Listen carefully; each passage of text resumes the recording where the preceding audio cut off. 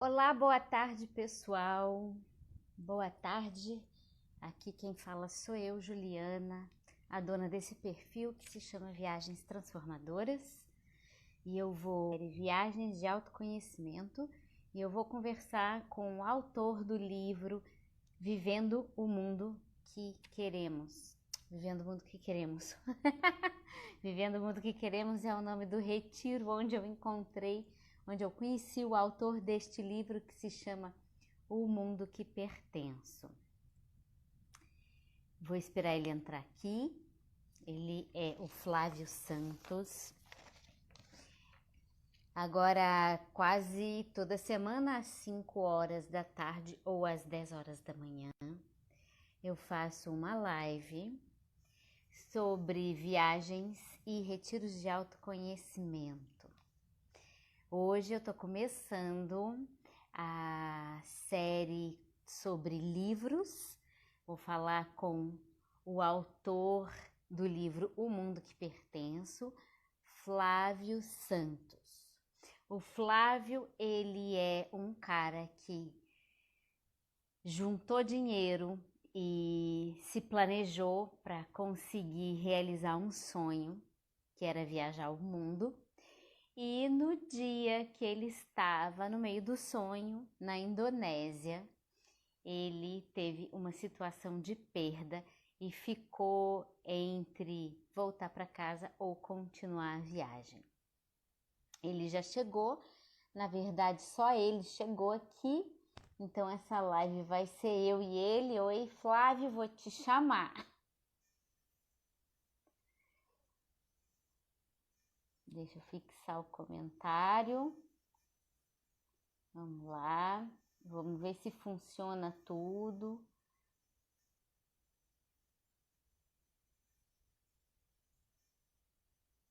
Tá fixado. Vou chamar o Flávio.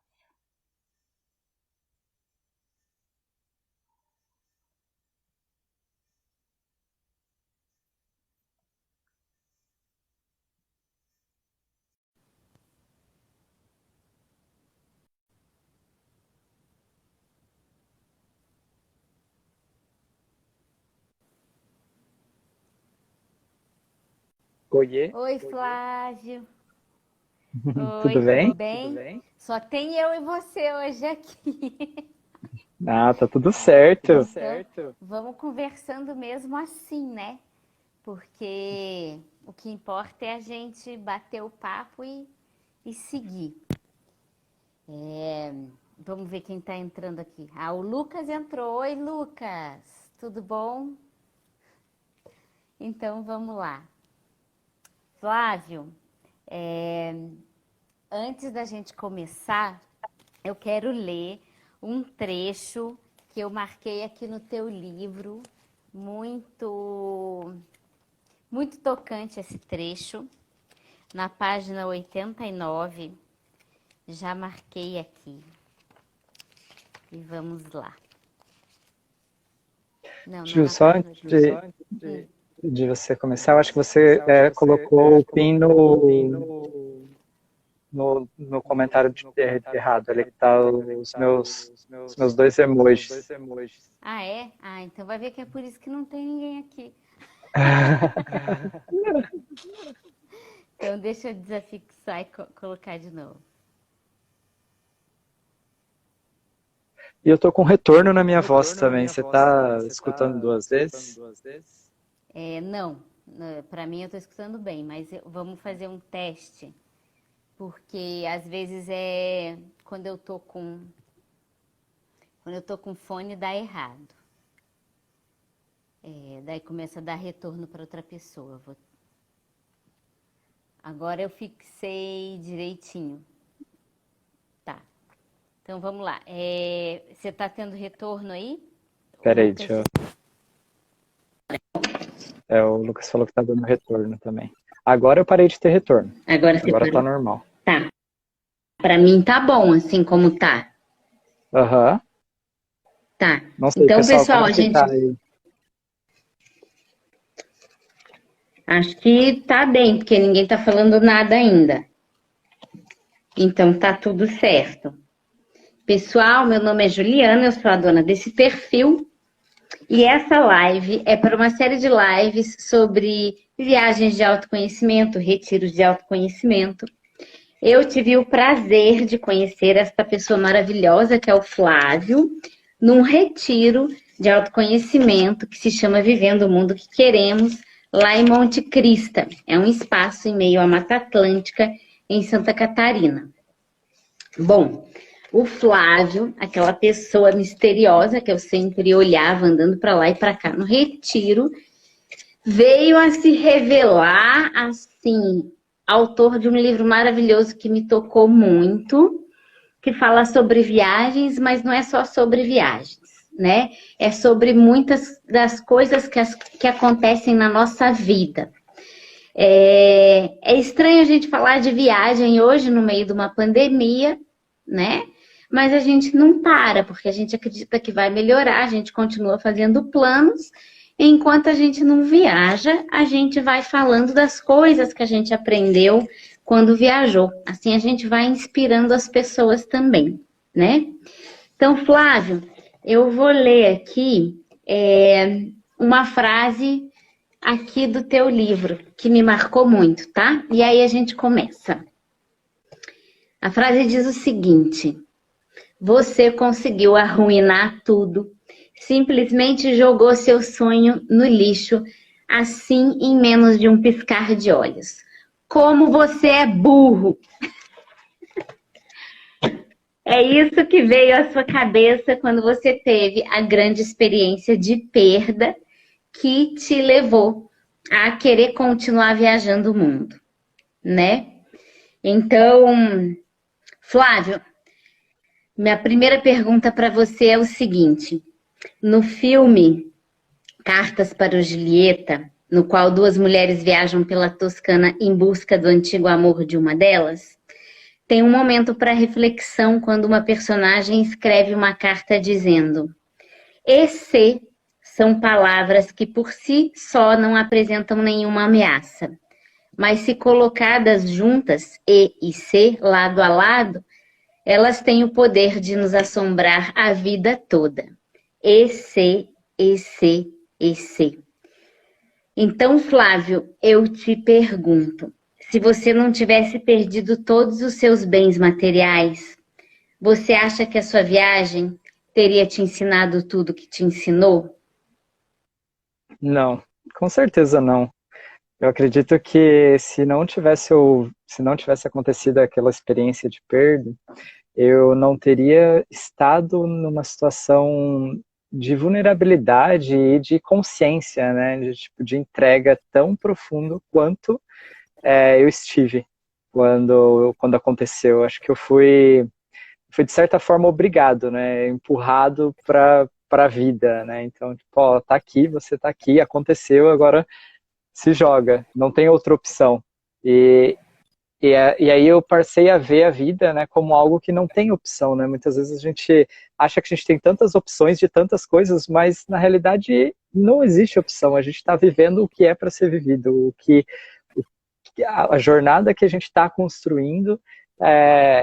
E essa experiência que eu tive, né, que foi basicamente essa perda gigantesca que aconteceu, eu não tive opção mais. Então, assim, eu não tinha como voltar para o Brasil, eu não tinha como continuar viajando da forma que eu estava. Então, a única saída foi me entregar e experimentar o universo, experimentar a vida de uma maneira diferente. É claro que, como você leu aí essa primeira passagem, não foi algo fácil, né? Não foi algo que eu pensei assim, ah, beleza, né? Aconteceu, agora tudo bem, vamos lá, vamos fazer diferente. Não, foi bem intenso essa transformação. Certo. Para quem está chegando agora, o Flávio é um cara muito especial que escreveu um livro sobre uma viagem que ele fez. O Flávio teve uma infância na qual ele teve que aprender verdades da vida bem cedo, batalhou bastante, entrou na faculdade, estava vivendo uma vida normal como a maioria das pessoas, e um dia ele começou a ter contato com o mundo, com o resto do mundo, sem precisar sair de casa. Ele começou a conhecer várias pessoas de outros países, pessoas que viajavam.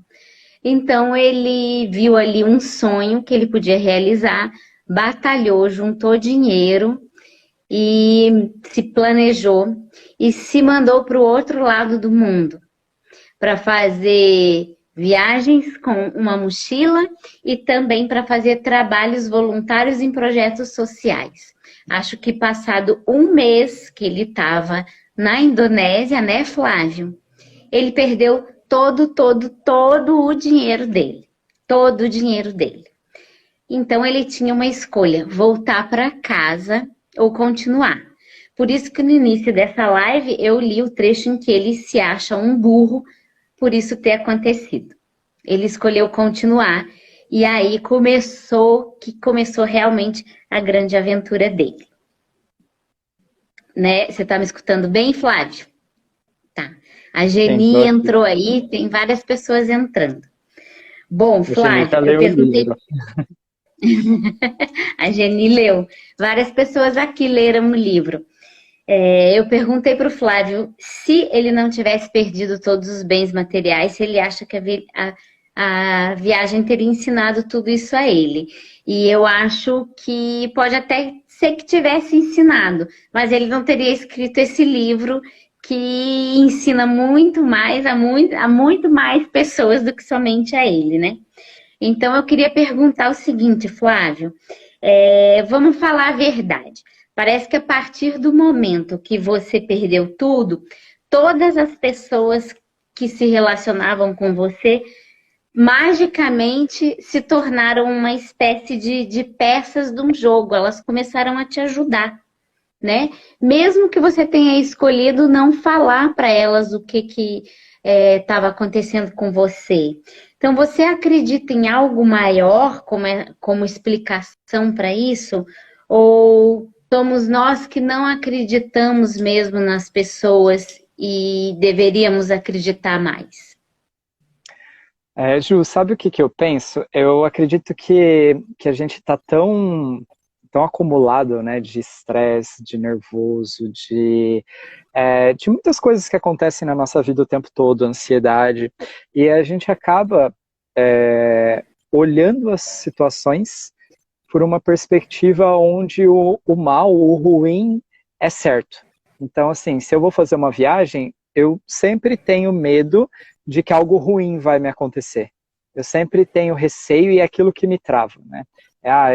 Eu vou para algum lugar, eu vou ficar na casa de uma pessoa que eu não conheço, algo ruim vai me acontecer. O bom, o que é bonito, a beleza, o amor, a gente duvida, né?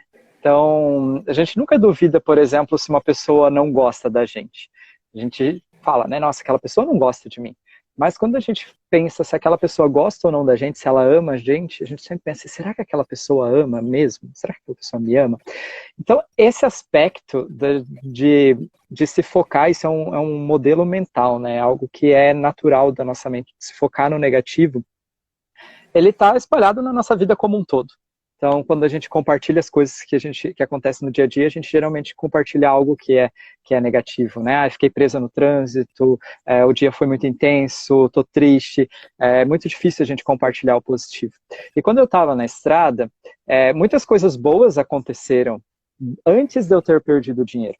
Mas a minha percepção e o meu olhar era diferente. E aí, a partir do momento que eu precisei, que assim, eu estava num espaço onde, bom, eu preciso de ajuda. Eu comecei a observar que aquilo estava acontecendo, porque era algo que eu demandava. Então, eu estava demandando aquilo e as pessoas estavam me entregando aquilo de alguma forma. E aí eu comecei a observar e eu pensei assim, cara, isso acontece o tempo todo. Só que eu não estou consciente o suficiente para assimilar que isso acontece o tempo todo. Então, num dia normal, né, mesmo não estando em viagem, olha quantas coisas boas acontecem num dia normal. A gente tem não sei, uma natureza bonita ao nosso redor, a gente encontra pessoas boas que sorriem pra gente, e aí se uma pequena coisa ruim acontece, a gente se fixa naquilo e carrega aquilo ao longo de todo o dia, né? Então eu acredito que quando você me pergunta se tem alguma coisa maior atuando, com certeza, né? Existe uma energia que e aí hoje eu digo, né, sempre as pessoas falam assim, mas você é muito corajoso, eu não sei se eu teria essa coragem. Na realidade não é coragem, é confiança de que tá tudo sendo cuidado, né, que a nossa existência como pessoas nesse universo, ela está sendo cuidado por uma energia muito mais forte. E as coisas que vão acontecer, elas vão acontecer da maneira que elas tiverem que acontecer, né? E aí eu penso muito nisso, né? Então, eu penso que sim, com certeza tinha uma energia muito mais forte, só que a minha percepção, e até na escrita do livro é muito visível isso, né? Que antes da perda do dinheiro, eu estava vivendo experiências muito individuais, até teve o voluntariado, mas assim, depois de eu ter perdido o dinheiro, mudou a chavinha para as relações, né? Para as relações com as pessoas, né? Como as pessoas estão para a gente quando a gente está em vulnerabilidade, né? Quando a gente se conecta com as pessoas. Então eu acredito que foi isso. Você acabou sendo, digamos, obrigado a fazer uma conexão com as pessoas, né? Mas além de ser obrigado a fazer a conexão com as pessoas, acho que a cada ajuda que você recebia, você ficava tão agradecido que talvez você emanasse essa gratidão. E você, para quem é espiritualizado e que está assistindo aqui, deve conhecer o termo egrégora, né? Que a gente cria uma espécie de um ambiente ao nosso redor que atrai aquilo que combina com a gente. Então, eu acredito, quando li seu livro, que talvez esteja aí a explicação da mágica das pessoas te ajudarem tanto, né? E elas não te ajudavam assim com aquele termo pejorativo da esmola, elas te ajudavam com o coração, né? Me marcou muito a hora que você perde todo o dinheiro, aí é uma chinesa que estava numa aula que você fazia, né? Que sem saber nada, ela se aproxima de você e parece que ela é uma pessoa que já queria se aproximar de você há algum tempo, mas por algum motivo ela percebe que aquela é a hora certa, sem saber que você estava passando por um apuro, ela te chama, te convida para jantar, te convida para ir dormir, acho que em algum lugar onde ela está dormindo, algo assim, e ali começa a sua salvação. Para mim foi isso, né? Foi exatamente isso, assim, tipo, depois que aconteceu a experiência, depois que eu perdi o dinheiro, a partir daquele momento, as pessoas vieram até mim e elas se ofereceram, né? Então essa questão de eu não falar sobre isso, porque eu estava me sentindo num espaço de culpa mesmo, até como eu coloquei no livro, né? Tipo, eu estava me sentindo burro, eu estava me sentindo de cuidado, né? Havia uma enorme culpa sobre o que tinha acontecido. Então eu não tinha vontade de expor isso, porque se eu estava me vendo daquela forma, nada que as pessoas de fora me dissessem iria fazer uma diferença, né? Então, por mais que às vezes eu sabia que não tinha sido minha culpa, né? Tipo, mas naquele momento eu estava vivendo aquela sensação. Então, quando as pessoas começaram a me ajudar, eu comecei a perceber, né? Tipo, bom, eu vou me entregar, vou seguir isso que está acontecendo, vou permitir que as coisas aconteçam e vou aceitar. Porque até comento sobre isso, né? A gente não aprende a aceitar, a gente não aprende a pedir também, né? Então é muito difícil a gente pedir alguma coisa quando a gente está precisando, ou quando pedir ajuda, e aceitar as coisas, aceitar dinheiro, aceitar comida, aceitar. Também foi um aprendizado, foi uma evolução, né? Essa outra perspectiva das coisas. Eu fiquei confusa quando você disse que ficou se sentindo culpado. Eu tentei me colocar no seu lugar e pensei assim, o que eu faria? Eu ia me culpar assim, ia falar assim, nossa, como eu fui burra. Igual isso aqui que eu li para você, né? Que está escrito no livro. Mas eu ia me vitimizar. Eu acho que eu ia pedir ajuda, eu ia deixar as pessoas saberem, eu perdi o dinheiro, me ajuda a resolver. Será que eu volto para casa? Será que eu não volto? Então, aí a minha pergunta para você Você opta por não contar às pessoas com quem você estava se relacionando o que você passou. Você opta por não contar que você perdeu o dinheiro. E parece que isso faz diferença. O que que você acha que teria acontecido se você tivesse contado que você estava sem dinheiro, que você estava Sim. Uhum. ferrado? Então, a culpa que eu sentia era porque foi uma coisa, tipo, foi uma coisa besta, assim, né? Tipo, meu, eu deixei o dinheiro dentro de uma peça de roupa e levei essa peça de roupa num lugar e o dinheiro sumiu. Então, assim, a culpa que eu sentia era aquela sensação de, nossa, eu poderia ter feito diferente, eu poderia ter colocado o dinheiro no banco, eu poderia, sabe, assim, é esse tipo de culpa. E aí, a vergonha que eu tinha de colocar isso para outras pessoas era de ser julgado, né? Então, assim, quando eu compartilhar com alguém falando que eu tinha perdido tudo, com certeza eu poderia ter escutado uma frase, né, de tipo, nossa, mas por que você não fez isso? Por que você não fez aquilo? E essas perguntas já estavam me torturando mentalmente, então eu não queria ouvir de terceiros.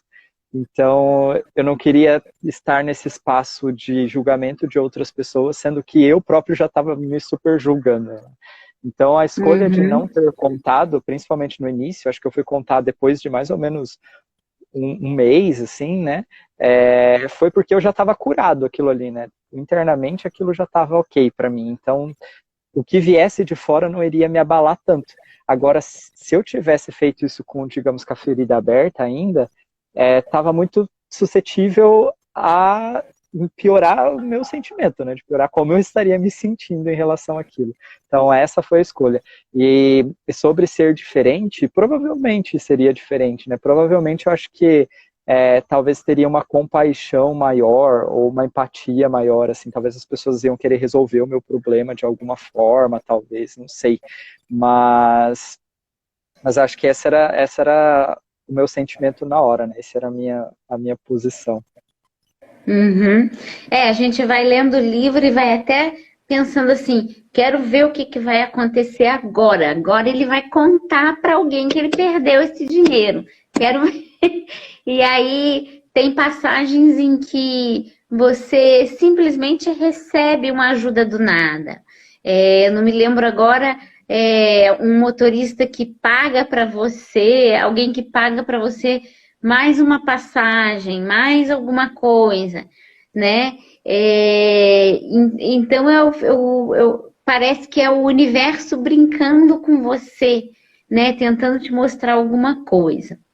Tem um momento em que você está na Austrália, naquele momento em que você vai passar o Natal e o Ano Novo com os amigos, vocês estão viajando de carro e eles querem parar num restaurante que você não pode pagar.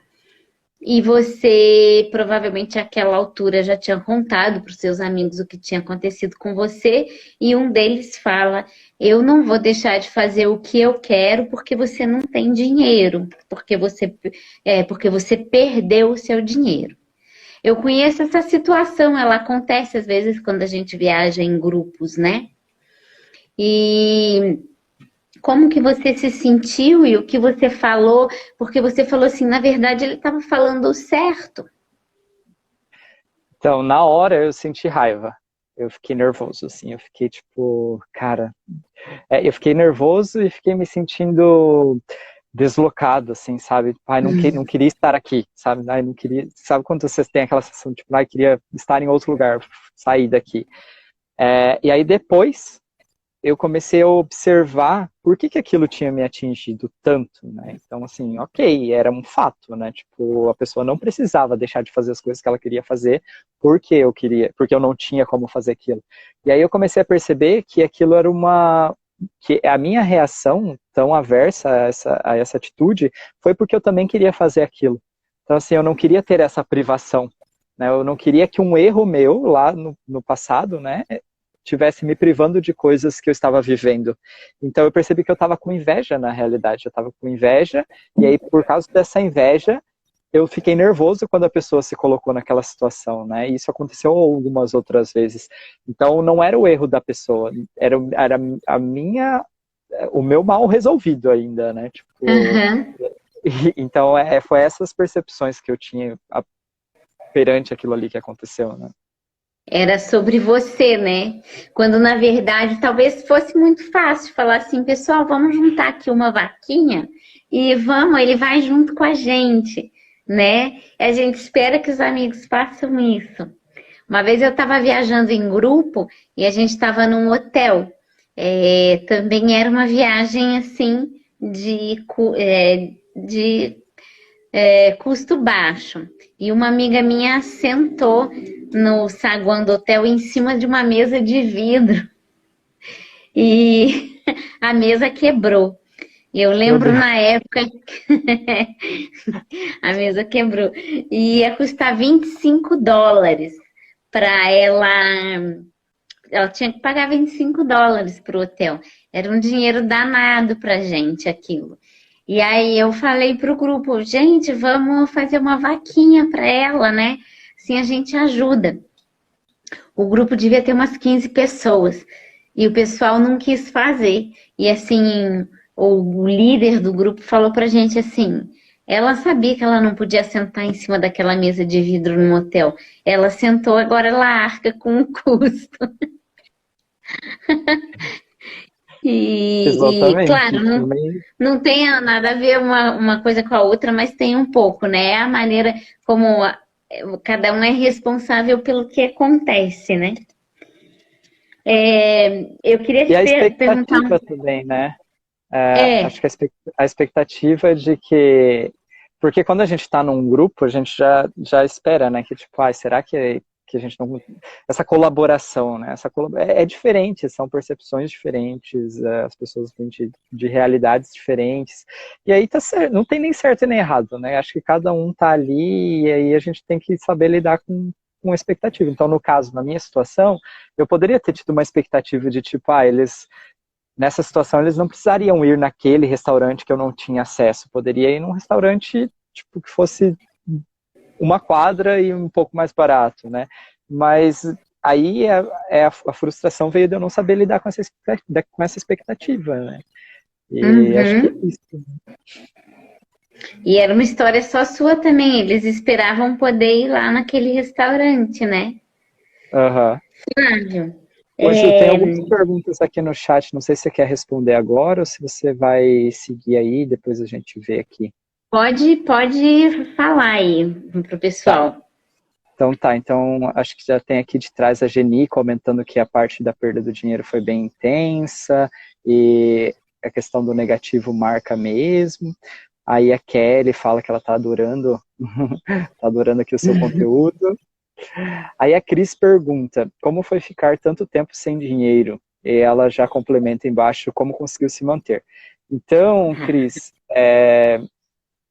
a questão foi assim, eu precisei me adaptar, né? Então, eu mudei totalmente o meu estilo de viagem. Então, eu estava viajando de uma forma bem convencional. Eu pegava voos, eu ficava em alguns hostels, hotel.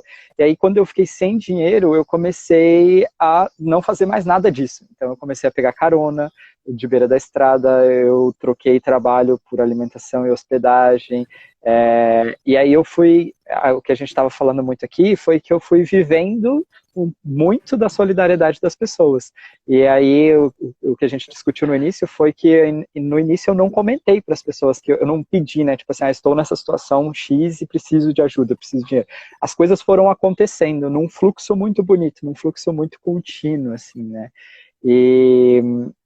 E aí, como eu me mantive, foi isso, assim, de primeiro momento eu precisei dar uma respirada, parar e pensar, tá, agora o que eu vou fazer a partir daqui? E no segundo momento foi mudar os meus comportamentos para se adequar ao meu novo estilo de vida.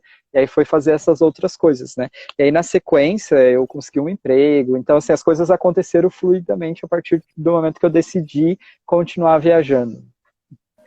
Aí a Jenny pergunta aqui... Eu queria que você falasse sobre a culpa. Quanto tempo você demorou para se sentir Se culpado? sentir curado. Curado. Levou um tempo. Levou aí... No início, assim, as coisas perderam a beleza, assim, para mim. Eu lembro que eu tinha mais uma semana... Assim, foi muito em cima uma coisa da outra. Então, eu perdi o dinheiro. Eu tinha que sair da Indonésia em uma semana. eu tinha assim, eu tinha uma passagem para ir para a Austrália, eu tinha uma passagem de sair para a Austrália, voltar para a Ásia, mas eu não tinha como me manter nesse tempo, e eu precisava tomar decisões. Eu não tinha como voltar para o Brasil, ou se eu fosse voltar para o Brasil, eu ia ter que fazer uma dívida para poder pagar essa volta. Então, foi várias coisas que aí, em algum momento, eu falei assim, não, vou continuar. Esse momento que eu falei, vou continuar, foi uma coisa muito intuitiva, porque eu estava no telefone com a minha mãe, e aí ela falou assim, não, volta para casa. A gente dá um jeito, você vem aqui, vai trabalhar, a gente fica aqui, tá tudo certo. E aí, naquele momento, assim, veio uma coisa muito forte que eu falei, não vou voltar. E aí eu acho que eu até complemento aqui o que a pergunta que a Cris fez ali, se eu mantive o roteiro. Aí eu não mantive o roteiro, eu comecei a pensar qual era o roteiro possível. Então eu fui para a Austrália, fiquei na casa dos meus amigos na Austrália. Esse tempo que eu fiquei na casa dos meus amigos na Austrália foi um tempo que eu estava vivendo dentro da culpa, assim. Então eu era muito infeliz num certo espaço, porque eu não via beleza nas coisas, eu estava para baixo, um pouco depressivo. Só que E aí eu foi um comecei a tempo, não perceber... foi um tempo muito longo, né? Foi umas 2 semanas, né? Aham. Tá, Foi mais ou vai, menos isso, foi continua. umas 3 semanas. E aí eu Hum. comecei a observar a minha percepção sobre as coisas, né? Então eu não estou conseguindo fazer essas coisas porque eu estou me sentindo assim, estou com a energia baixa. Eu precisei desse tempo para ressignificar, né? Para conseguir continuar. E eu comecei a pesquisar alguma forma de eu sair daquela situação. Eu comecei a pesquisar formas de viajar sem dinheiro, como que as pessoas faziam isso, onde que elas iam. Então foi mais ou menos ali um mês em que eu fiquei um mês parado, assim, né, tipo, dessa ressignificação. E aí eu comecei a perceber que cada atitude que eu estava tomando, só o fato de eu estar ali, só o fato de eu ter permitido continuar, já eram algumas vitórias. Aí quando eu voltei para a Ásia, que foi um mês mais ou menos depois, aí foi quando eu já estava mais tranquilo, que foi quando eu comecei a aproveitar mais as coisas, que eu comecei a voltar a ver beleza nas coisas, a me divertir. Até foi Singapura, a primeira cidade que eu fui, e aí foi a primeira vez que eu contei para uma pessoa estranha, assim, o que tinha acontecido, e aí essa pessoa pegou e me deixou 50 euros, tipo, de presente, assim. Uhum. Então, É. as coisas foram Olha, acontecendo, né? e E você voltou para a Ásia para continuar o plano que você tinha tido quando saiu do Brasil, né?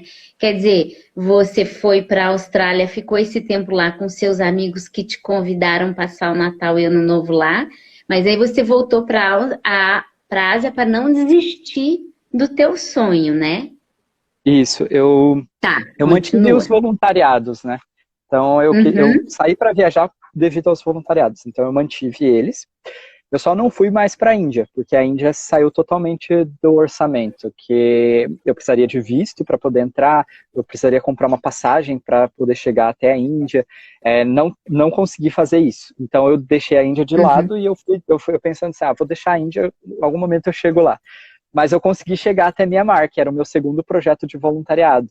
E aí, quando eu cheguei em Mianmar, porque daí eu pensava assim, se eu conseguir chegar em Mianmar, eu vou conseguir ficar lá pelo menos uns 2 meses, porque eu já vou estar com alimentação, vou estar com hospedagem e vou estar fazendo voluntariado.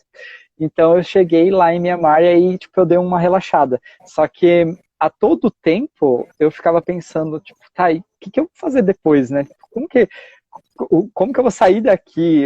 Não era uma coisa que me incomodava o tempo todo, mas sempre que a minha energia estava baixa, de tipo, ou se eu se eu não estava mantendo minha rotina de meditação, se a minha energia estava baixa, se eu estava me sentindo desmotivado, os questionamentos vinham, né, de tipo, tá, e agora? Eu não tenho dinheiro. Mas chegou um momento que aquilo parou de ser importante. Então chegou um momento em que eu estava na Ásia, com menos de R$ 500, eu não sabia como eu ia voltar para casa e aquilo já não me preocupava tanto.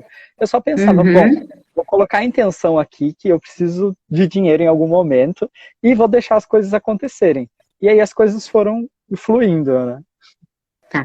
Ele estava com R$ 500 lá na Ásia e, né, nenhuma passagem nem de volta para o Brasil. Os trabalhos voluntários que ele está dizendo que ele fazia eram trabalhos ensinando inglês, normalmente em escolas, em projetos sociais, em monastério que ensinava crianças, né, Flávio? É isso, né? E Uhum. esses trabalhos voluntários, como diz o nome, não pagavam um salário. Então ele continuava sem dinheiro. Mas durante os trabalhos voluntários, ele tinha onde dormir e ele tinha onde comer, né? Isso mesmo. Nos momentos em que você ou se liberava do trabalho voluntário, ou tinha uma folga, ou ia passar para o outro trabalho voluntário, precisava pegar carona para ir de um lugar para o outro. Então o Uhum. Flávio foi pedindo carona e tentando entender como que também funcionava a questão da carona, porque em alguns lugares é ilegal, em outros lugares tem um ou outro macete, e são pessoas estranhas. Mas o interessante é que todas essas pessoas estranhas que davam carona para ele tiveram um momento muito, fizeram uma diferença muito grande na vida dele. Eram como anjos do caminho, que eu chamo, né, Flávio? Sim, totalmente. As pessoas, acho que cada uma delas, assim, tipo, desde a simplicidade, da bondade, da generosidade, Mianmar principalmente, que é assim, o lugar que eu fiquei mais tempo, eu fiquei 8 meses no total. Eu aprendi muito lá, né? Assim, e o muito que eu aprendi lá foi a simplicidade das pessoas, de viver de uma maneira que, assim, elas não tinham nada, e elas dividiam nada em dois e dava meio nada para você, assim. Era muito Uhum. lindo de ver isso, assim. E até a tatuagem, tem uma tatuagem aqui no meu braço que está escrito em birmanês, que é a língua deles, eu escrevi: compartilhe mesmo que você só tem um pouquinho. E é isso que eu aprendi lá, que assim, as pessoas compartilhavam mesmo que elas só tivessem um pouquinho. E eu acho que também tem a questão cultural, né? Que como eu me mantive, essa pergunta também é muito em relação aos preços das coisas lá serem muito mais baratas, né? Então, assim, eu conseguia me manter com um orçamento de R$ 10 o dia, assim, que eu conseguia, às vezes, comer 2 vezes no dia. Tinha dias de eu não ter dinheiro nenhum, de eu simplesmente esperar que a comida vinha de algum lugar, e a comida vinha de algum lugar. E a Sempre, comida nunca vinha. passei fome, assim, sabe? Nunca, nunca, nunca fiquei com. Nunca, tipo. É claro que sim, já passei horas sem comer, mas não assim de tipo, meu Deus, estou passando fome. Não. Sempre tinha, sempre estava sendo cuidado. É interessante que em uma parte do livro você diz como você foi tão bem acolhido em países onde a maioria das pessoas tinha pouco materialmente, né? E você cita até uma parte em que você está num país de primeiro mundo, em que você não é tão bem acolhido quanto naqueles outros países onde a pobreza estava praticamente em todas as partes. E aí realmente você cita essa parte que Buda fala, compartilhe mesmo que você tenha um pouquinho. E isso foi assim, para mim, lendo, foi muito emocionante, né? Eu queria te perguntar. Eu queria lembrar uma coisa também, pessoal, a Cris aqui que perguntou como que você se mantinha. Tem um trecho num livro em que o Flávio conta que muitas coisas ele já tinha doado porque não precisava, porque na mochila tinha que carregar pouca coisa, né, Flávio? Então ele estava andando com um chinelo sempre. No que ele vai descer de uma carreta de um caminhão que deu carona para ele, as tiras do chinelo arrebentam. Eu acho que não era Havaianas, porque Havaianas não solta as tiras. Daí soltou as tiras daquele chinelo e ele foi andando com um pé sem chinelo, outro com chinelo. E mais à frente ele achou um chinelo na rua, assim, né? E era justamente um chinelo do pé que estava faltando. E eu fiquei mais 3 meses usando um chinelo de um pé e um chinelo do outro. Porque eu não, gente, essa história é maravilhosa, assim, porque foi muita coisa do, não sei como, tipo, um chinelo apareceu na onde eu estava caminhando e era o chinelo que eu precisava e eu usei aquele chinelo durante mais 3 meses e até eu coloquei uma foto no livro porque às vezes eu falando as pessoas não acreditam, né? Tipo, não, não pode ser. Mas é isso, assim, acho que essa questão de se manter, ela vai muito além, né? Essa questão acho que entra num espaço de tipo do que a gente precisa, né? O que eu preciso para viver. eu preciso comer, eu preciso dormir, ok, mas foram tantas quebras de paradigmas em relação a hábitos de consumo, principalmente, né? Então, esses desapegos que você citou, Ju, foram desapegos de que eu percebi que eu não precisava carregar mais tanta coisa, assim, né? Eu saí do Brasil com uma mochila de 80 litros e eu voltei para o Brasil com uma mochila de 24. Então, assim, Uhum. foi uma redução muito grande de coisas materiais que já não entrava mais no meu contexto, né? Então, eu já não precisava mais daquilo. E quando você pensa, assim, do que eu preciso para viver, se você precisar de pouco para viver, é muito fácil de você conseguir esse pouco para viver. E as coisas vão surgir para você em um espaço. Agora, quanto mais a gente demanda, quanto mais eu demando, quanto mais eu preciso, mais difícil vai ser. E, então, Uhum. acho que essa é a beleza da história de qualquer pessoa que viaja, que gosta de pegar esse espírito minimalista de uma viagem que te proporciona, né? Ela pode te proporcionar, vamos dizer assim, né? Desde do tamanho da sua mala que você vai levar no avião, tem um limite. E aí, se você consegue se adequar a isso, se você consegue repensar os seus hábitos e o tanto que você precisa, fica muito mais simples, fica muito mais leve, literalmente. Né? Uhum. E eu quero falar aqui que, apesar de tudo que ele passou, não parece ser uma viagem de sofrimento, porque ele conheceu lugares maravilhosos e ele teve acesso a coisas exclusivas que só as pessoas daquela cultura fazem, né? Então, ele não ficou vivendo aleatoriamente no meio do sofrimento. Ele conheceu muitos lugares, né, Flávio? Sim, e essa questão que você falou do viver o exclusivo vem do espaço de perceber o que é uma viagem, né? Então, até determinado ponto da minha experiência, viagem era conhecer lugares turísticos. Então, eu estava na Europa, eu queria conhecer a Torre Eiffel, eu queria conhecer as cidades famosas, Londres. Agora, depois, mudou o aspecto, mudou a minha percepção de que viagem ela pode ser muito mais profunda, ela pode ser sobre pessoas, né? Sobre você estar com pessoas em situações distintas, conhecendo a cultura, conhecendo o que eles fazem, o que eles fazem. Por exemplo, eu estava na Turquia e aí eu ficava lá com uma pessoa e ela estava no sábado à noite na casa dela fazendo um iogurte que ela ia servir para os amigos e batendo papo. Então, assim, olhar os acontecimentos ao entorno com uma posição assim, tipo de observador, né? Como um filme, assim. Você tá ali, aí você observa, você percebe assim, nossa, onde eu imaginava que eu estaria na Turquia com tal pessoa fazendo tal coisa desse jeito, né?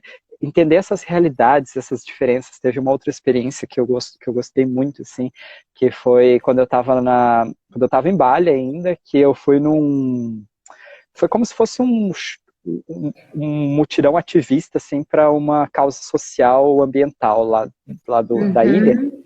E assim, tinha centenas de pessoas e só tinha eu de estrangeiro. E então, assim, tá naquela situação, tá naquele lugar. E aí mudou, né? Mudou, assim, de lugares específicos para experiências, para pessoas, para vivências, né? A Cris aqui falou que você conseguiu a viagem genuína que nós tanto buscamos, né? Eu vou pular umas perguntas que eu ia fazer aqui, porque você tocou no assunto.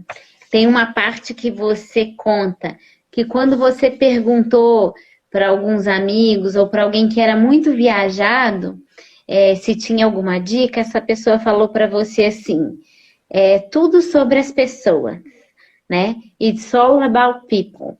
E eu, quando vi o título essa parte do livro, eu já fiquei curiosa. E eu chorei nessa parte, porque você fala de um cara que te dá carona e que você desconfia dele. E eu não sei se eu posso contar aqui aonde você vai parar, porque aí vai avacalhar, né? Vamos deixar o pessoal ler o livro. Mas ele está se mostrando completamente fora da casinha e eu, na situação, teria mandado parar o carro, como eu fiz algumas vezes viajando sozinha e teria caído fora, mas ele te leva para uma experiência que não tem preço. Como é que fica essa questão de você confiar nas pessoas? Você acha que se você fosse mulher seria diferente? Porque eu, como mulher e baixinha, eu sempre tive um pouco de medo de fazer algumas coisas sozinha. Onde que fica a imprudência e onde que fica a confiança? É isso. Então, essa parte é muito legal mesmo, porque como todas as outras, né, foi tão inusitado que a hora que aconteceu eu só ficava observando e pensando assim, gente, como pode, né, ter acontecido isso? Mas essa questão da confiança, Ju, eu vejo que é um espaço. Primeiro o medo, né? O que é o medo? O medo, ele é uma emoção e ele existe, ele está presente, o medo foi um dispositivo na nossa vida que nos separou de muitas situações de risco, né? Então, quando éramos crianças, principalmente. Mas quando a gente cresce, quando a gente vai ficando mais velho, a gente vai percebendo, né? Eu, pelo menos, fui percebendo que muitas vezes esse medo, ele continuou aparecendo e aí eu precisava, em um certo espaço, distinguir isso, né? Que muito medo me travaria, pouco medo me tornaria imprudente. Então eu precisaria saber qual era o certo nível do medo em determinadas situações. Eu sempre confiei muito na minha intuição, assim, sabe? Tipo, muito mesmo, de eu estar num lugar e a maneira que eu me sentia com as pessoas determinava as decisões que eu iria tomar. Né? Então, assim, nessa experiência do rapaz, que ele estava totalmente estranho, eu me sentia bem, eu não estava me sentindo incomodado, eu não estava me sentindo como se eu quisesse sair dali ou olhando a situação com perigo, assim, sabe? E aí, tanto que na situação eu estava viajando com uma outra pessoa, eu estava mais me sentindo responsável pela pessoa, do que poderia acontecer por ela, do que por mim. Então, assim, porque eu estava bem. Então, às vezes eu ficava observando, será que ela está se sentindo bem ou não está? E aí, quando eu penso ser mulher, vivendo as experiências que eu vivi, o que eu sempre respondo e o que eu não é meu lugar de fala, né? Então, eu não sei dizer o que poderia acontecer. Mas eu digo que com as pessoas que eu encontrei no caminho que eu tracei, eu tenho certeza que poderia ser uma mulher, poderia ser qualquer pessoa, ela seria acolhida da mesma forma, assim, sabe? Porque em nenhum momento eu me senti receoso, assim, sabe? Com medo da minha segurança física e da minha segurança de ser atacado, alguma coisa assim, né? O que pode acontecer, digamos assim, vamos usar o exemplo de carona, né? Então, a carona, ela é um 50% e 50%, né? Quando eu tô na rua, tem 50% de perigo ali de quem vai parar e tem 50% de perigo de quem tá parado na rua, né? Então, tem que sempre pensar pelo outro lado da pessoa também, né? E que a pessoa, quando ela para, ela olha, tipo, nossa, tem um rapaz lá pedindo carona. Uma mulher, assim. E aí eu sempre levo, assim, a intuição. Então, eu tô ali, eu me sinto bem com aquela pessoa, a pessoa parou, eu tenho total livre-arbítrio de dizer não vou entrar no seu carro ou vou entrar no seu carro. E aquilo que você citou no início, da energia que a gente emana, isso é muito visível quando eu sentia isso muito quando eu estava na estrada. O dia que eu saía de casa para pegar carona, que eu estava cansado, que eu estava estressado, que eu estava tipo, preocupado, não fluía, assim, tipo, apareciam as pessoas estranhas, tipo, eu ia parar nos lugares nada a ver, não fluía. Agora, no dia que eu tava alegre, no dia que eu tava sorridente, no dia que tava, tipo, vamos lá, vamos pegar carona, vamos fazer as coisas acontecerem, tudo ia muito tranquilo, né? Então, esse posicionamento energético vale muito, né? Vale muito de que quando você, como mulher, tá num lugar de pegar carona de total vulnerabilidade, você vai ter que tomar algumas precauções, né? Do tipo, qual é a vestimenta que eu vou precisar estar ali, qual que é a forma que eu vou falar com essa pessoa, E aí, de maneira prática, existem alguns truques, assim, que eu digo que você consegue se proteger, né? Então, por exemplo, sempre manter a mochila com você. Então, assim, se você carrega uma mochila pequena, fica com a mochila com você, que se você precisar pular, a mochila tá com você, não vai ficar a mochila em lugar nenhum. Uma outra dica, agora a gente vive muito conectado, é muito fácil a gente estar na internet, né? Então, assim, falar para a pessoa, né? Olha só, eu tô aqui pegando carona, mas eu posso mandar uma foto para minha mãe, porque ela tá lá me acompanhando, então eu vou mandar uma foto para minha família só para dizer que tá tudo ok. Quando você coloca a pessoa, e aí você vai sentindo, se a pessoa falar, não quero uma foto, então beleza, não vou entrar com você, entende? Tipo, coisas assim que é possível. Outra, já existe um site, né? Tipo, um site chamado Hitweek. Eu estou usando a carona como exemplo, porque a carona é muito característica, né, e gera muita curiosidade para as pessoas. Existe um site chamado Hitweek, que é tipo o Wikipedia, né? Então é Hitweek, né? De carona em inglês.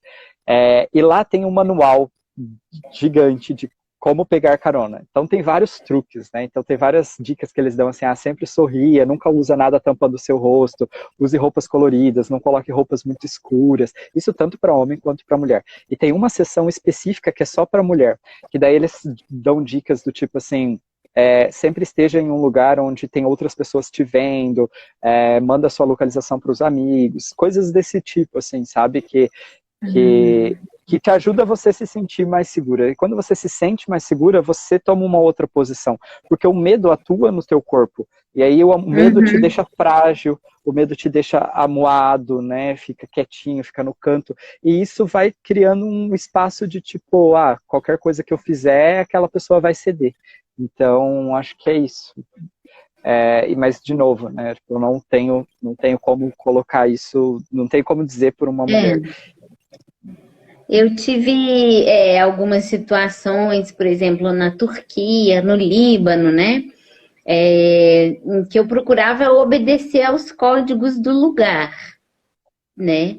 Então, assim, uma mulher pedindo carona a tal hora da noite, uma mulher andando em Beirute sozinha, a tal hora da noite podia significar alguma coisa. Então, eu tentava evitar certos horários, né? Tentava não olhar nos olhos das pessoas como se estivesse dando alguma ideia para elas, né? A roupa também cuidava, mas eu tinha algumas situações também que eu engrossava a voz para falar com as pessoas, achando que talvez isso, de certa forma, intimidasse. Mas eu acho assim que o que te ajudou muito foi o teu autoconhecimento. Você foi viajar e você já era um cara que fazia meditação.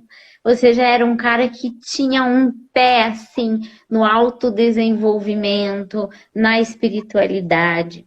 Eu acho que isso faz uma grande diferença quando você vai para o mundo, né? Inclusive, essa era uma das minhas perguntas para você.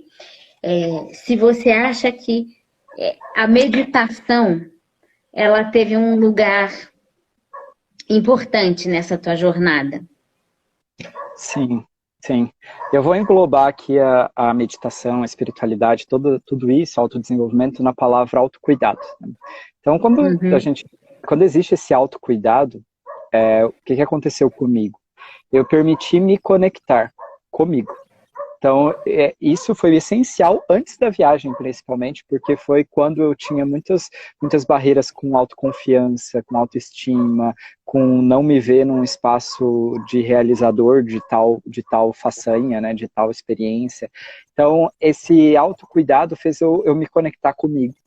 E esse autoconhecimento, ele permitiu eu estar em vulnerabilidade para todos os acontecimentos, né? Sejam os acontecimentos ruins ou os acontecimentos bons. Ele permitiu com que eu vivesse as coisas ao máximo, assim, né? Estivesse 100% ao tempo, na maioria das vezes. E quando a gente está em vulnerabilidade, né? Quando eu estou em vulnerabilidade, eu percebo que é muito mais fácil criar conexões, porque a vulnerabilidade, ela dá medo, né? Por que ela dá medo? Porque é um espaço que pode acontecer o julgamento, pode acontecer a culpa, né, a vergonha de quem somos, mas ela é o que conecta, porque quando eu estou em vulnerabilidade, a pessoa que está comigo, ela percebe que eu estou em vulnerabilidade e ela quer se conectar, porque você percebe que os sentimentos na vida, eles são iguais. Então, assim, eu sinto medo, você sente medo, eu sinto amor, você sente amor. Os pensamentos são diferentes. Eu posso sentir medo por determinada coisa, eu posso sentir amor por determinada coisa, mas o sentimento medo e amor é o mesmo, né? Quando eu estou em vulnerabilidade, eu entro nesse nível de sentimento, de conexão com as pessoas, de emoção. Então, se eu me mostro para alguém com medo, se eu me mostro para alguém com felicidade, com alegria, aquela pessoa entende essa mensagem, independente da língua que ela falar, independente do lugar que ela vier, ela vai entender porque é uma emoção humana. E aí eu me conectei com essas pessoas de uma maneira mais fácil, e foi por isso até que eu tive muito mais fluidez nas experiências de estrada, assim, tipo, extremas, né? E isso também permitiu com que essa conexão com as pessoas permitiu que eu entendesse outras realidades, que eu vivesse outras realidades como se eu estivesse vivendo igual aquela pessoa. E aí eu percebi que a gente está tudo conectado e eu posso cuidar desses lugares também, dessas pessoas, Por exemplo, nesse momento está acontecendo algo muito, muito terrível lá em Mianmar, que foi onde eu morei, que é a questão tá tendo um golpe militar novamente e tá terrível o país. E isso está me afetando, porque eu me sinto conectado com essas pessoas. Então, essa conexão eu desenvolvi a partir do pertencimento com as pessoas, que foi possível quando eu conectei comigo por meio do autocuidado. Então, esse foi o caminho da meditação, dessas experiências e desse incentivo para o autodesenvolvimento, né? É como se você tivesse capacidade para aceitar a situação em que você está, e aí você fala, vou me jogar aqui, venha o que vier. Eu acho que quando você medita, quando você tem um certo autocontrole, você consegue soltar e deixar as coisas acontecerem sem tanto sofrimento, né? Até quando você tem pequenos apegos, né? Pequenos hábitos que você cumpre todo dia quando você está na sua casa. Desses pequenos hábitos até outros grandes acontecimentos, né? E você... eu não sei, parece que a gente tem 10 minutos. Se a gente cair, eu não sei se você quer voltar, porque eu quero que você fale do seu livro. Não cai? Não, agora não é mais 1 hora de live, agora, tipo, acho que até 3 horas e pouco, se eu não me engano, ou mais. Não vai cair. Vamos ficar aqui 3 Tranquilo, vou pegar aqui uma pipoca. Tem uma pergunta aqui para você. Sua próxima viagem seria com mais ou menos dinheiro? Você fala isso, alguma coisa no livro. Fala aqui para a pessoa que perguntou. Cris, assim, eu quero ter dinheiro para poder comer todo tipo de comida sem eu precisar me preocupar. Mas não é o dinheiro que vai mudar a forma de eu me relacionar com as pessoas, sabe? Eu adoro pegar carona. Eu já peguei muita carona, tendo dinheiro, não tendo dinheiro, porque, tipo, não é sobre o economizar mais, é sobre a forma de viajar, é sobre você estar ali com outras pessoas em tais situações e conhecendo outras realidades e batendo outros papos e vendo vidas e sentindo... É outro nível, assim, não está mais relacionado a isso, né? Tanto que depois, logo em recém, que eu perdi, assim, eu já comecei a trabalhar, e mesmo com dinheiro, eu não tive vontade de, tipo, transformar as coisas no que era antes, assim, não tenho essa pretensão, né? Então, sem dúvida alguma, assim, a próxima viagem que eu fizer, eu só estou esperando a gente estar mais confortável para estar com as pessoas presencialmente, para eu poder voltar a fazer isso, assim, sabe? Porque tem tanto lugar que eu quero ir, que eu quero conversar, que eu quero chegar, assim, não sei, Nordeste, tá lá comendo um cuscuz com alguém que trabalha lá, que é de lá, sem precisar de luxo ou alguma coisa assim, porque eu não quero criar barreiras de diferença, né? Não quero me colocar num espaço onde a pessoa sinta que ela precisa ser outra pessoa para se conectar comigo. Não, eu quero me conectar com ela da forma que ela é. E aí acho que o dinheiro entra nesse aspecto. Mas também não significa que eu não vou precisar de dinheiro, porque, como eu disse, a hora que eu quiser comer assim, aquela comida bem gostosa, eu não Sim. quero me preocupar. Agora eu quero isso aqui, ó. E você pode ir lá e fazer a tua escolha, né? Exatamente. Deixa eu te perguntar, tem Tanto uma que, parte do livro. Oi, pode falar. só para finalizar essa pergunta, tanto que, assim, o lançamento do livro, eu pretendo muito, em algum momento, quando a gente tiver de novo, né, quando a gente puder ter esses relacionamentos mais próximos das pessoas, eu quero muito fazer uma viagem igual eu fiz na Ásia com os livros, né? Então, nossa, vou pegar carona aqui no Brasil e vou lançar o livro na cidadezinha, vou fazer, sabe, esse movimento, assim, porque é um projeto que eu quero realizar em algum momento, né? Tem uma parte em que você fala, agora que a gente falou sobre estar com as pessoas, é, que você fala do toque. Eu até separei aqui a parte. Em alguns países onde você esteve, não é comum as pessoas se tocarem assim, abraçarem, chegar, cumprimentar com um beijo, né? Ele conta até uma parte em que ele vai fazer uma foto com os alunos e acidentalmente ele toca o ombro de uma das alunas ou uma das professoras que trabalhava lá também, e isso causa certa confusão. Mas é tão bonito que a família onde ele ficou também não permitia esses toques, mas ele fala assim no livro: eu me senti em casa e em família o tempo todo, e não foi preciso o toque ou os beijos para que esses sentimentos, que são sentimentos de acolhida e de amor, se fizessem presentes. Eu pensei muito nisso para os tempos de hoje, tanta gente sentindo falta do toque, de estar perto, né? E eu pensei, nossa, olha que maravilha, ele viveu isso e ele pode dizer aqui para a gente hoje que mesmo com a pandemia, a gente pode emanar o amor estando um pouco afastado uns dos outros, né? Sim.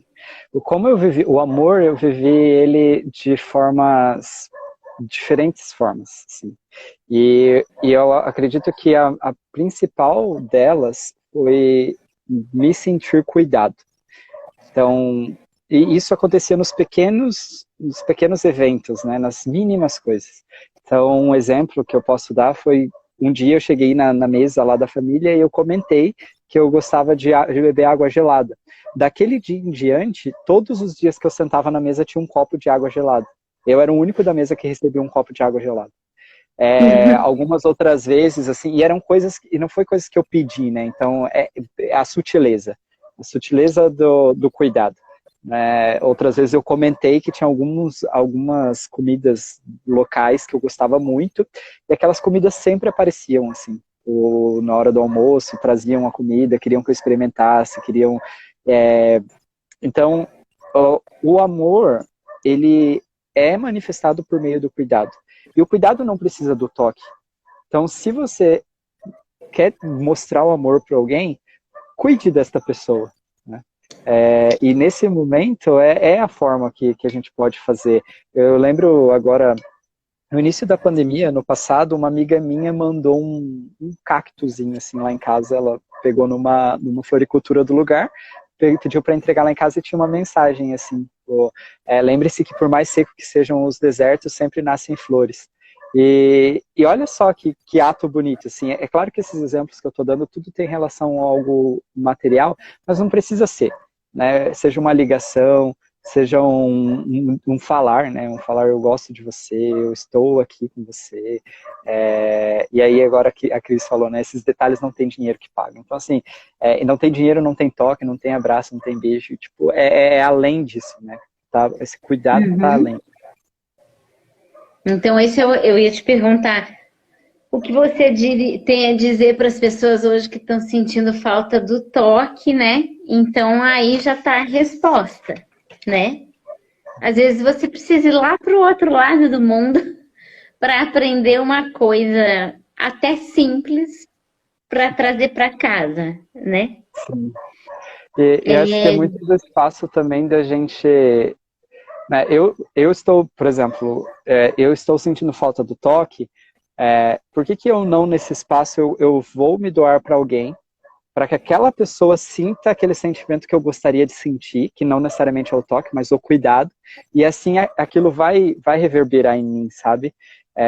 De novo, acho que entra de novo no espaço do demandar, né? Do demandar, eu preciso disso, eu quero isso, eu queria aquilo, mas acho que nesse momento de pandemia, se a gente mudar essa chavinha em vez do que eu quero e do que eu preciso, para o que eu posso dar e como eu posso colaborar, esse o que eu quero, o que eu preciso, ele é suprido, né? Uhum. Ele sai de cena, sai do eu e passa pro como eu posso ajudar você, como nós, né? Acho que esse seria até A, a mensagem para se essa a pessoa está velha, boa, ótima, é o velho, o dar e receber, né? Ele se equilibra quando você começa a entregar, né? Uhum. Flávio, você encontrou algumas vezes pessoas que te desencorajaram aí, ou te desencorajaram a ficar lá?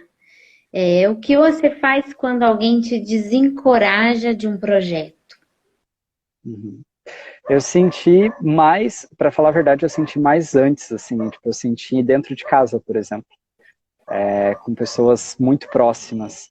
Quando eu estava ainda criando o projeto da ideia da viagem, né? Tipo, mas por que você não compra um carro? Por que você não compra uma casa? Fica nesse emprego, que esse emprego é bom? Isso aconteceu várias vezes, assim. E lá, para falar a verdade, que era o contrário, assim. Eu lembro muitas cenas da Ásia, assim, quando eu falava que eu vou desistir, vou voltar, não sei o que fazer. Aí as pessoas olhavam para mim e falavam assim, mas olha só o que você já fez. Como assim você quer parar? Como assim você quer mudar? Como você não quer seguir, né? E eu acredito que quando eu desencorajo alguém, eu acho que entra no espaço do entusiasmo, né? O entusiasmo, quando a gente vê uma pessoa muito entusiasmada, né? Quando eu vejo uma pessoa muito entusiasmada que ela quer realizar algo, que ela quer fazer alguma coisa, se eu apoio aquele entusiasmo, eu estou apoiando a vida da pessoa, né? O espaço dela continuar a viver, de estar feliz, de estar alegre, de levar esses sentimentos, independente da ideia. Quando eu me sinto desmotivado, quando alguém me desmotiva, eu observo se aquilo eu observo que aquilo não me pertence, né?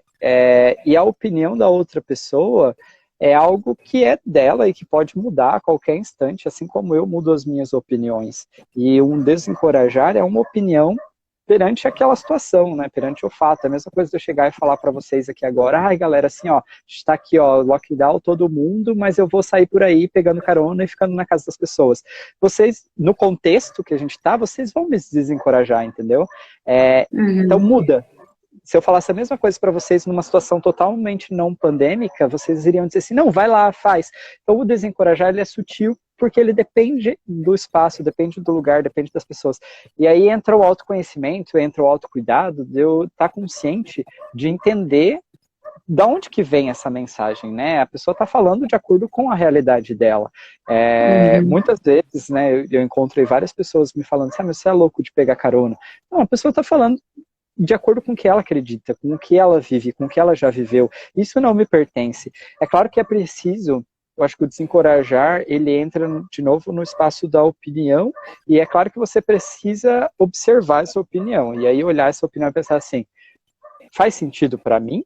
Não faz sentido para mim. De uma maneira muito racional mesmo, né? Tipo, faz sentido ou não faz sentido? Se não fizer sentido, tipo, não tem por que seguir por esse lado. Não tem por que pegar da Uhum, pessoa aquilo que não é seu, né? E a gente às uhum. vezes perde tanto tempo na vida se preocupando com o que o outro pensa, né? Flávio, E tem isso mais foi três uma perguntas. coisa, essa questão do que o outro pensa, né? É engraçado porque quando você me mandou o script, né, eu acho que essa pergunta não apareceu e todas as outras vezes que eu falava do livro, essa pergunta sempre aparecia. Mas quando você falou assim, de se preocupar com os outros pensam, o próprio livro é um não se preocupar com o que os outros pensam, né? Porque eu estou colocando a minha vida ali nua e crua, né? Estou colocando os meus pensamentos, e quando eu comecei a escrever numa experiência diário, basicamente, né? Estou ali no meu diário de viagem. Aí quando eu comecei a ver que começou a tomar forma, começou a tomar outras proporções, aí eu fui começar a pensar nisso, assim, né? Tá, e aí, o que os outros vão pensar? E sabe que eu simplesmente percebi que, na realidade, não é o que os outros pensam, é o que eu penso. E acho que o que eu penso influencia muito mais. Assim, se eu não estou acreditando, isso vai influenciar muito mais. Se eu não estou feliz, isso vai influenciar muito mais do que... Vai ter muito mais peso. E aí sim, as outras opiniões vão ter muito mais peso. Porque se eu já não estou acreditando, aí vem uma pessoa e fala assim, ai, nossa, isso daí não vai dar certo. Vai me baixar, entende? E é isso, assim, acho que é muito mais do tipo, eu confiar, eu tá atento, é eu comigo, e o controle acontece daqui para dentro, né? O controle não acontece daqui para fora. As opiniões, as falas, os julgamentos, não tá na minha mão.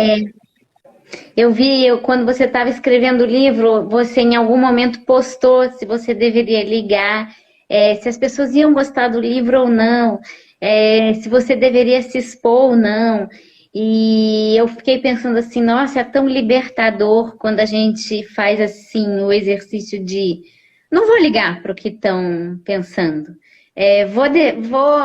Deixa, eu vou assim mesmo. É como se você estivesse tirando um peso das costas, né? Então, é uma lição atrás da outra, né? Mudando de saco para mala, a minha primeira grande experiência de viagem foi num tempo em que o Google não funcionava muito bem e que não tinha internet em todos os lugares, que não tinha smartphone, né? Então, o meu caminho começou offline. Eu tentei fazer um paralelo e te pergunto, como você acha que teria sido tudo isso que passou com você se não houvesse essa tecnologia a qual você tinha acesso? Se ela faz diferença, se ela não faz. Estou agora me imaginando aqui. Porque em várias situações a tecnologia não ajudou muito, assim, sabe? Tradução, coisas assim, na Tailândia, por exemplo. Na Tailândia, tipo, você pode escrever qualquer coisa lá no Google Tradutor, você colocar para tailandês, você mostra para uma pessoa, ela vai olhar para tua cara, assim, tipo, que ela não entende. Tipo, não, a tradução é muito difícil. Mas eu acho que teria sido um pouco diferente, talvez mais no início da viagem. Eu acho que você deve ter experimentado muito essa questão bom, eu não tenho, porque o online, né, as facilidades, a tecnologia, ela facilita, mas ela separa. Então, se a gente perceber, é um exemplo muito simples. Se eu vou para um lugar, eu tenho um mapa daquele lugar, eu não vou precisar perguntar para ninguém sobre como eu chegar em determinado lugar, né? Como eu chegar em determinado endereço. Agora, se eu não tenho isso, eu vou ser obrigado a perguntar para alguém, ou eu vou ter que estudar um mapa, alguma coisa assim. Então, talvez eu teria criado mais conexões, teria conhecido mais pessoas, eu teria feito mais amizades, teria me perdido muito mais vezes, provavelmente. E eu acho que é isso, assim, eu acho que é nessa questão que entra, né? E talvez nem tantas pessoas saberiam da experiência, né? Porque acho que o lado positivo também do online é esse compartilhar, é esse estar... Agora, no ano passado, fez um ano, eu estava viajando de carona na Bahia. E eu postava todo dia como que estava sendo o meu dia, o que eu tinha feito. E aí, se eu ficava sem postar, as pessoas já ficavam assim, nossa, mas o que aconteceu? Você conseguiu pegar carona? E aí, quando eu voltei, eu encontrei algumas pessoas que me seguem, elas bem assim, nossa, mas eu viajei junto com você. Então, esse sentimento, né, de você compartilhar com outras pessoas. E eu vejo muito que um dos públicos que gostam do projeto Mundo que Pertence, ou que consomem desse conteúdo, são pessoas que provavelmente nunca vão viver uma coisa assim, não por não ter possibilidade, mas porque não querem viver uma coisa assim, né, tipo nesse alto risco, ou se dizer dessa forma, mas elas vivem junto comigo, elas vivem através dos relatos, através do compartilhar. Então, eu acredito que a tecnologia entraria nesse espaço, né? Talvez não fosse nem melhor nem pior, fosse apenas diferente, Uhum. né? Diferente.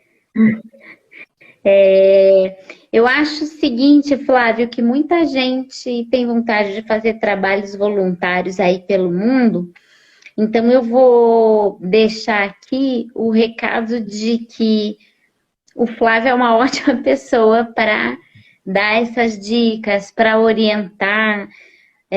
Você pensa em dar essa consultoria para as pessoas que querem viajar o mundo fazendo trabalhos voluntários?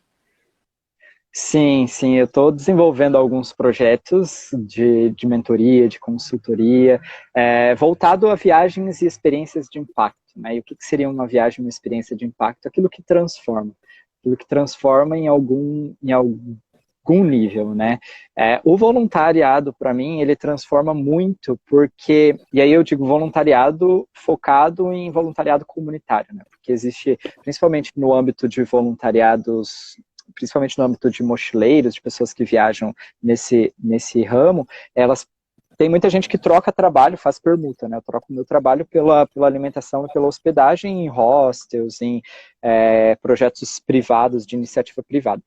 Eu particularmente, eu fiz isso, né, durante a viagem, mas assim, o voluntariado comunitário, ele tem essa possibilidade da pessoa observar outras realidades, da pessoa estar entendendo qual é o papel dela no mundo, né, qual que é o meu papel, como que eu posso atuar.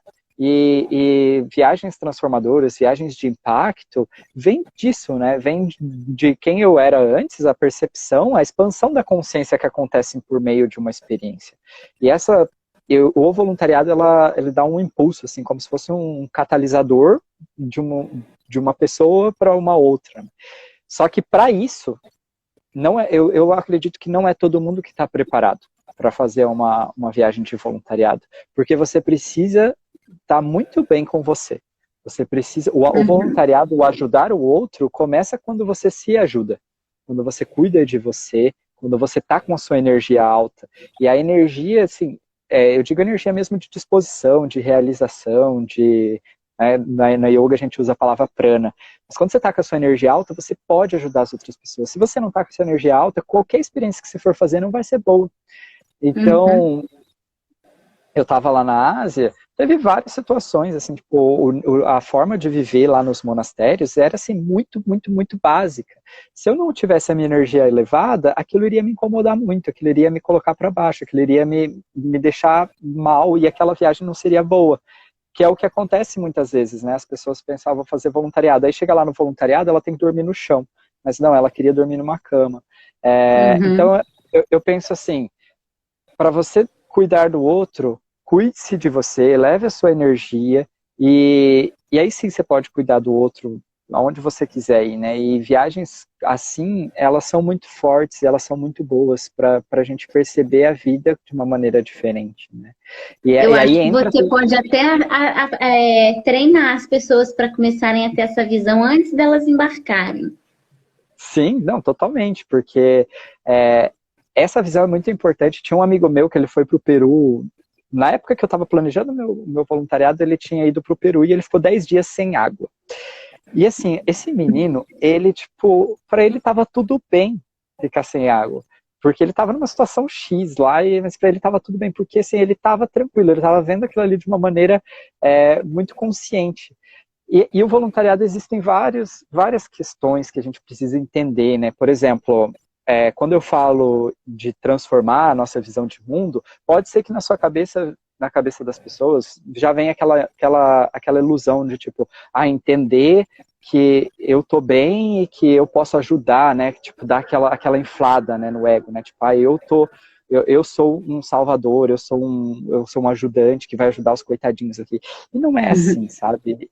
Quando você tá num lugar desse, você percebe que você muito mais aprende do que você ensina.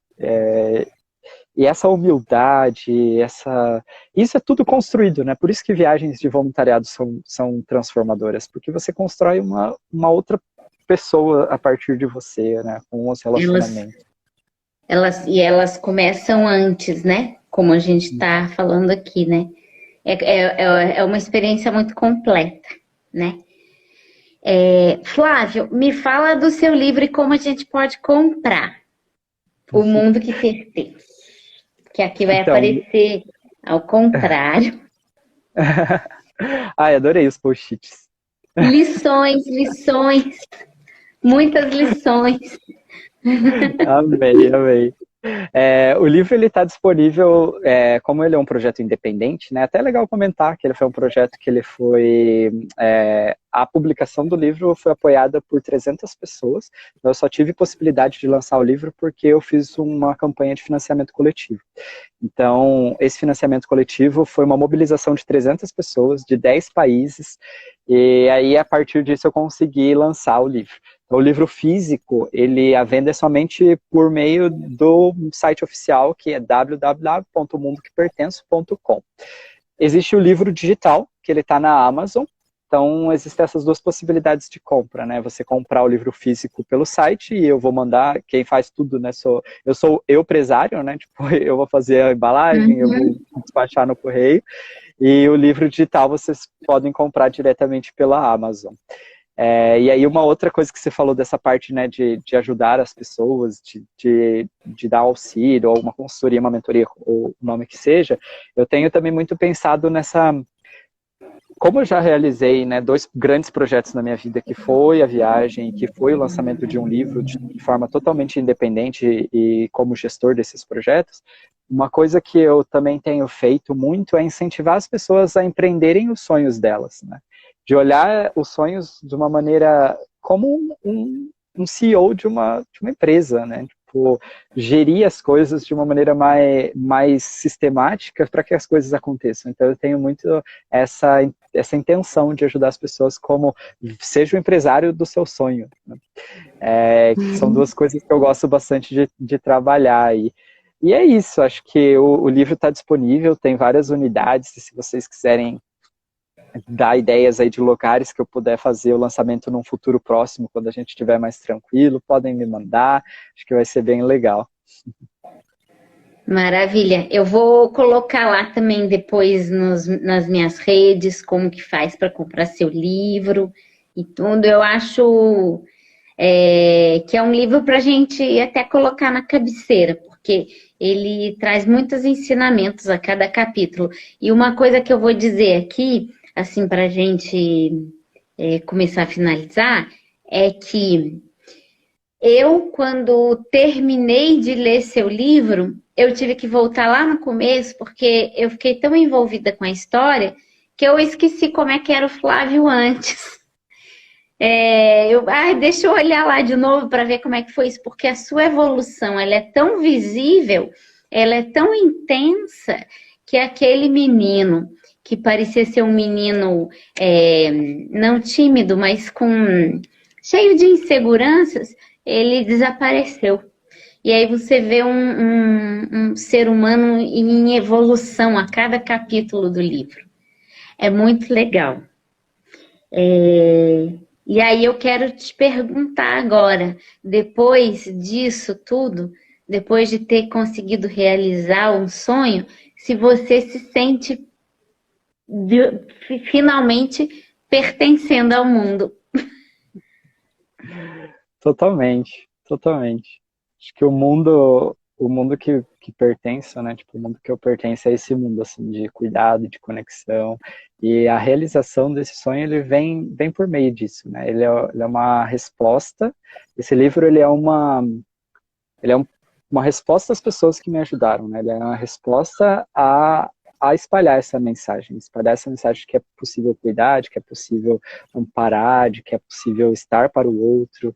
E olha só que mensagem necessária para os dias de hoje, né? Então, em meio de tanta turbulência, em meio de tantas coisas acontecendo, será que não é possível eu olhar para um outro lado olhar para uma outra perspectiva, olhar para uma outra visão. E esse é o convite, né? Esse é o convite do livro, porque eu acredito fortemente de que existem muito mais pessoas fazendo gentilezas, fazendo coisas boas, do que pessoas fazendo maldade.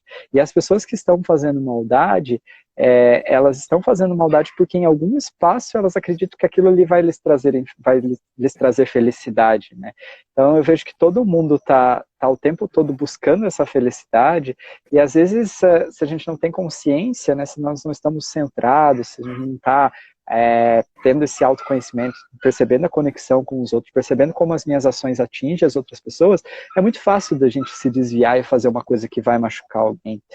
E a diferença é que, assim, muito mais fácil vender isso também, né? Então, vender, eu digo, tipo, de vender, desde a gente compartilhar, desde eu chegar para o meu vizinho aqui e contar para ele que aconteceu tal barbaridade, do que eu chegar para o meu vizinho e contar para ele que eu encontrei 5 crianças na rua e eu resolvi dar um abraço nelas. Então, essas percepções, né? E é isso. Deixa eu ver aqui, a Cris colocou um negócio, então não é ganhar, e sim perder um dinheirinho. Você não precisa perder o dinheiro para poder ter essa experiência, sabe? Foi uma boa reflexão. Não, acho que de maneira alguma. Esse foi o meu caminho, foi a minha percepção, o que eu precisava passar para ter outros entendimentos, mas se eu já passei por isso, eu acho que eu posso dizer que você não precisa passar por isso para chegar nas mesmas conclusões, né? Ele passou por você. Já queimei os karmas aqui, então tá tudo certo. Agora lê o livro que tá lá, você não precisa perder nem dinheirinho, é só ler o livro. É verdade. Né? Então e tá. aí, Ju, quando você falou também da parte de quem eu era, para quem antes e depois do livro, né? Eu lembro também muito do Monte Cristo, né? Que foi onde a gente se conheceu. Eu não lembro se a gente se quando que a gente se conheceu, quais dos retiros que a gente se conheceu, mas o primeiro retiro que eu fui para o Monte Cristo num Ritos da Montanha. E aí naquele mesmo ano eu fui para um retiro de Ano Novo. E nesse retiro de Ano Novo foi quando eu estava preparando a viagem, assim. Então, assim, foi de 2014 para 2015, foi no ano antes de eu viajar. Então, essa transformação veio muito disso, né? Tanto que algumas pessoas do Monte Cristo que compraram o livro, elas falam, nossa, eu lembro de você lá de 2014, e aí ver você agora aqui lançando o seu livro. Eu não lembro. Olha a diferença. Olha a diferença da pessoa. Eu não me lembro do Flávio antes dele sair da viagem, mas a gente se conheceu antes de sair da viagem, então, porque eu estava nesse retiro.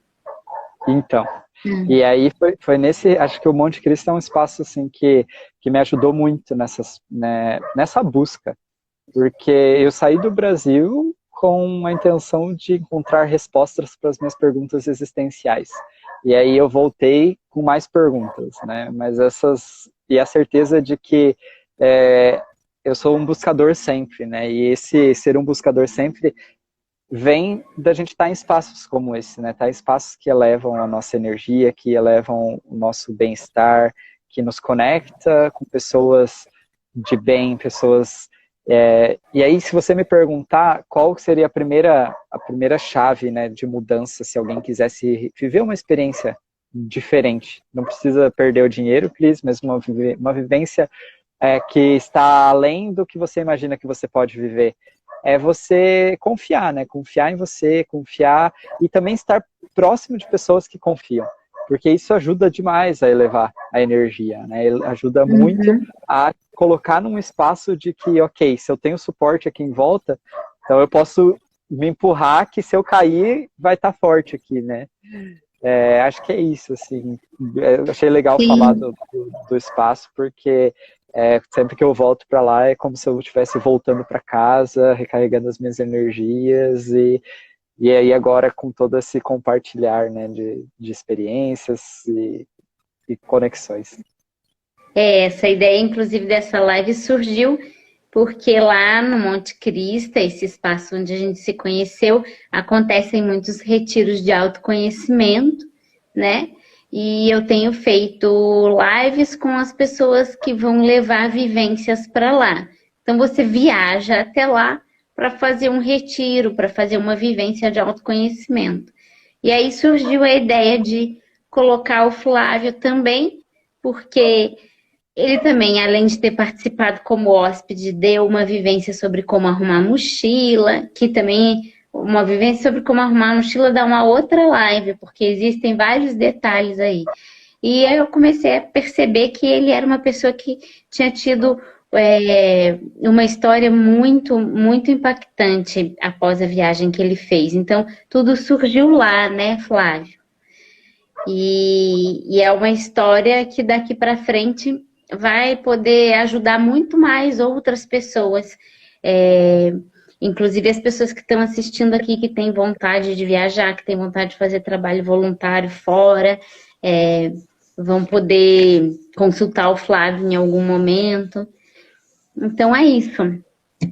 Eu fico extremamente grata de você estar aqui comigo nessa live. Isso também faz parte de um projeto, um sonho de vida meu. Então você está aqui fazendo parte da construção de um projeto. A gente fez num horário em que nem sempre todo mundo está disponível para assistir, porque todo mundo está aí tendo suas vidas, muita gente está trabalhando, né? Mas a live vai ficar aqui gravada para quem quiser ver, e isso é o que importa. Maravilha. Tá bom? Mas tá ótimo. Foi incrível, Obrigada. gostei muito. Então tá. Muito obrigado também. E, pessoal, convido aí vocês também a conhecerem meu trabalho, se quiserem entrar no meu Instagram depois ali, conhecer um pouquinho dos conteúdos que eu compartilho. E qualquer dúvida, sempre que precisarem, né, qualquer coisa que quiserem, só mandar uma mensagem, sou uma pessoa bem acessível. E é isso, Ju, te agradeço de novo, toda a energia do mundo para esse projeto, que ele voe muito longe, atinja aí muitas e muitas pessoas. E é isso. Então tá. Então a gente logo se vê offline. Um beijo. Beijo. Tchau, tchau. Tchau.